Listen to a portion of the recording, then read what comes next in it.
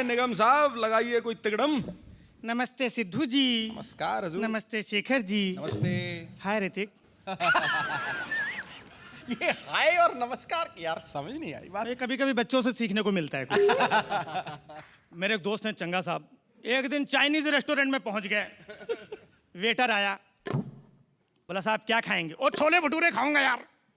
अरे सर क्या बात कर रहे हैं, मजाक कर रहे हैं सर? बोला क्यों, छोले भटूरे खाना मजाक होता है? बोले नहीं सर, चाइनीज होटल में छोले भटूरे कहाँ मिलेंगे? ओ पता है मेनू, तू जा प्लेट लेके आ, छोले भटूरे साथ में लाया हूं मैं। चंगा साहब की एक फैक्ट्री है, उनके यहाँ बहुत सारे मजदूर काम करते हैं। एक मजदूर आया, बोला साहब अब मेरे 4 बच्चे हो गए, पगार बढ़ा दो मेरी। बोला चुप कर, 4 बच्चे हो गए पगार बढ़ा दो, मैं अपनी फैक्ट्री का जिम्मेदार हूं, तेरी फैक्ट्री का नहीं। हर आर्टिस्ट का परफॉर्म करने का अपना अपना एक स्टाइल होता है। दलेर मेहंदी को देखिए, उनका स्टाइल ऐसा लगता है डमरू बजा रहे हैं। अदनान सामी को देखिए, सोचिए अगर दोनों लोग साथ में परफॉर्म कर रहे हैं, डुएट परफॉर्मेंस, तो ऐसा नहीं लगेगा कि मदारी डमरू बजा रहा हो, भालू नाच रहा है। वैसे हिंदुस्तान में कौन ऐसा पति है जो पत्नी पीड़ित नहीं है? सिद्धू साहब को छोड़ के। इनकी पत्नी तो इनसे खुद ही पीड़ित है। वो क्यों? घर में घुसते हैं, पता नहीं कौन से अजीब अजीब मुहावरों का तांडव शुरू कर देते हैं। गुरु मैं जाऊं, आप आ गए क्या?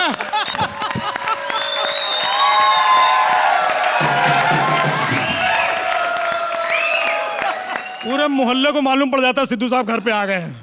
चलो कभी तो डरती है, वैसे तो मैं ही म्याऊं म्याऊं करता रहता हूँ भाई, मुहावरों के वक्त डरती नहीं है। नहीं, चलो कुछ भी हो, मैंने देखा है कि भाभी जी हैं बहुत नेक। नहीं समझता हूँ। भाभी जी बहुत नेक हैं। ठीक है। इतने सब कुछ होने के बावजूद भी भाभी जी इनके दुआ करती हैं कि सिद्धू साहब और तरक्की करें और 2-4 फील्ड में घुस जाएं।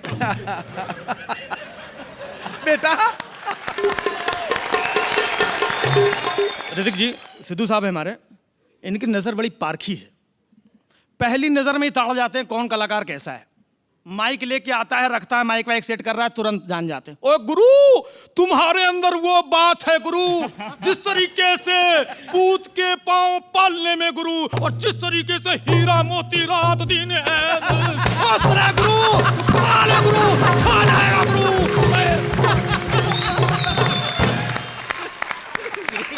वो बोलता है साहब मैं पार्टिसिपेंट नहीं हूँ, इलेक्ट्रीशियन हूँ, माइक चेक करने आया था।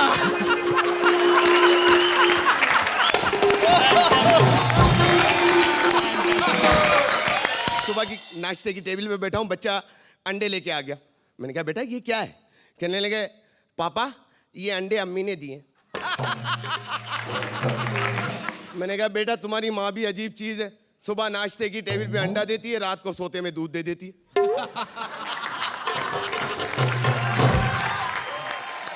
एक हमारे यहाँ पाकिस्तान में बड़ी अच्छी सिंगर है, बहुत ज्यादा उनके गाने हिट हुए। मैंने उनसे पूछा, मैंने कहा मैडम आपका 5 साल पहले एक गाना आया बड़ा हिट हुआ। कह लेंगी बात दरअसल ये है वली, तुम्हें क्या बताऊं, जिस वक्त वो गाना मैंने गाया था ना, मेरा बड़ा वाला काशिफ जो है ना वो मेरे पेट में था। मैंने कहा अच्छा। मैंने कहा उसके बाद आपका 1 साल के बाद एक और गाना आया, वो भी बड़ा हिट हुआ। कि वो दरअसल ये हुआ, वो जो गाना गाया था ना, मेरी छोटी वाली बेटी है ना समीना, वो मेरे पेट में थी। मैंने कहा ठीक है। मैंने कहा ये गाना और आपका बहुत ज्यादा हिट हुआ, वो आपने कब गाया? कहने लगी उस वक्त मेरे पेट में ना आमिर था। मैंने कहा खुदा के लिए कभी तो खाली पेट गा लिया करो।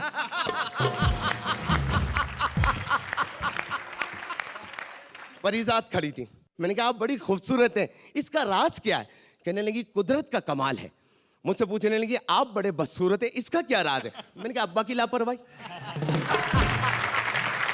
कहने लगी आपने अब्बा से पूछा नहीं? मैंने कहा पूछा मैंने अपने अब्बा से जाके। मैंने कहा ये क्या किया आपने, क्या किया है मेरे साथ? मेरे इतने भाई अच्छे अच्छे, बहन भाई सारे इतने अच्छे, मेरे साथ क्या किया? कह रहे यार उस वक्त मैं टेंशन में था यार। महिला हैं 60-65 साल की, जो अक्सर मेरी क्लिनिक पर आती हैं और उनके पास कंप्लेन करने के लिए 2 ही सब्जेक्ट्स होते हैं, एक उनका घुटना और एक उनका पति। ये कौन सी और नई बात? 5-10 मिनट तक तो पता ही नहीं चलता कि घुटने की बात कर रही हैं या पति। क्या बात है यार, डॉक्टर साहब। डॉक्टर साहब बहुत तकलीफ देता है। इतने साल सहन कर लिया, अब सहन नहीं होता। आपको लगता है ये सीधा होगा?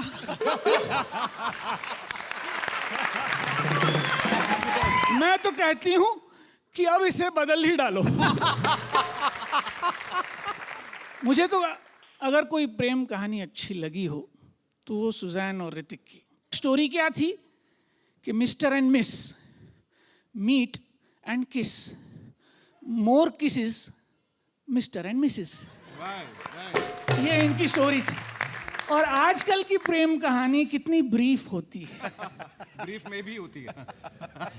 हेलो, हाउ आर यू, या फिर हाय, कुछ ऐसे शुरुआत हो जाए। Do you miss me, will you किस मी, पल में प्यार यूं पर फैलाए। और जब एक दूसरे से बोर हो जाएं तो कारण प्रेमी ये बतलाएं कि you are Virgo, I am Scorpio, कुछ जम नहीं रहा, ओके गुड बाय। वाली याद आई है, कैंटीन में बैठे बैठे कैंटीन का कैसा खाना खाते थे। कव्वाली की पहली 2 लाइनें ऐसी हैं कि आज कैंटीन में खाना खाने वाले कल पछताएगा, बासी खाना खाने वाले डायरिया लग जाएगा, लग जाएगा, लग जाएगा, लग जाएगा, लग जाएगा। तूने जो मंगाया है, तूने जो मंगाया है, कल का वो समोसा है, चुन के सबसे छोटा तेरे लिए परोसा है, कल का वो समोसा है, कल का उपमा तू मंगाएगा, उपमा तू मंगाएगा, मेंदू वड़ा आएगा, वड़ा खाएगा, फिर बिल बिरयानी का पाएगा, बिरयानी। खाली पेट आने वाले खाली जेब जाएगा, बासी खाना खाने वाले डायरिया, बासी खाना खाने वाले डायरिया। हम एयरपोर्ट गए, उसका counter blue, boarding pass blue, ticket blue, जहाज़ ब्लू, जहाज़ के अंदर सीटें ब्लू, एयर होस्टेस के कपड़े ब्लू, जहाज़ में फिल्म दिखाई।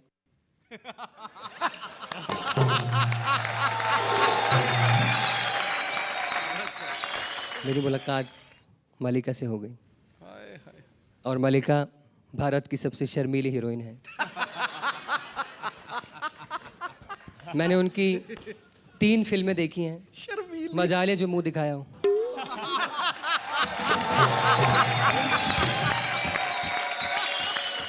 मुझसे कहने लगी काशिफ मैं पाकिस्तान आऊँगी तो आपके यहाँ रुकूंगी।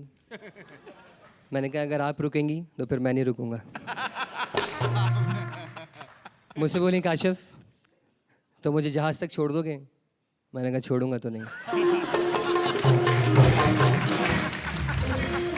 किसी ने कहा कि अगर शादी से पहले आपको कोई प्रॉब्लम हो तो शादी के बाद बीवी को सच सच बता देना चाहिए।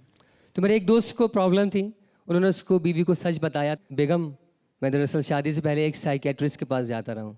तो कहने लगी जी मैं भी एक साइकेट्रिस्ट, एक जर्नलिस्ट और एक बिजनेसमैन के पास जाती रही।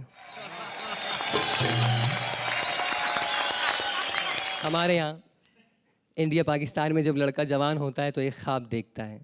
वो कहता है मेरी ज़िंदगी में कोई माधुरी आएगी, मिलती अधूरी है। क्योंकि हमारे यहाँ ना माधुरी मिलेगी ना प्रीति, खालाजाद फुप्पीजाद पीपा मिलेगा भाई।